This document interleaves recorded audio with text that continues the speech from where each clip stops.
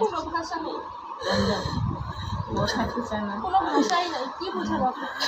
খুব প্যান্ডেল আছে, একদম সাহস করে। একটু সাহস করে। কোন ক্লাসে পড়তো? ক্লাস 3-তে। বাংলাদেশে বয়স কত ছিল? বয়স আমার নাম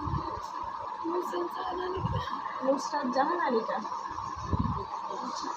দেখেন আমাদেরকে সবাইকেই যেতে হবে, সবাইকেই যেতে হবে। আমি আজকে এখানে দাঁড়িয়ে আছি, তো বাসা নাও যেতে পারি।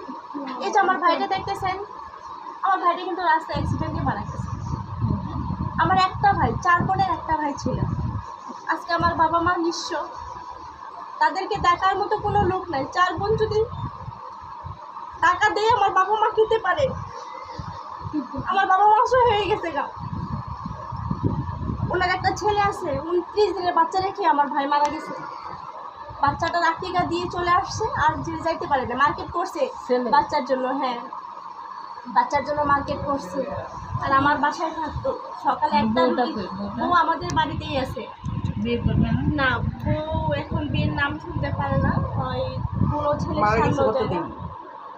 2 বছর প্লাস হবে না, 2 বছর প্লাস হয়ে মারা গেছে।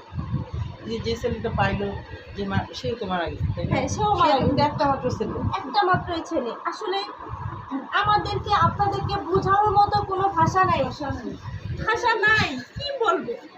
সান্ত্বনা দিব। আপনার মতো তো আমরাও ভুক্তভোগী, আমরা বেঁচে আছি না, জব করতেছি না।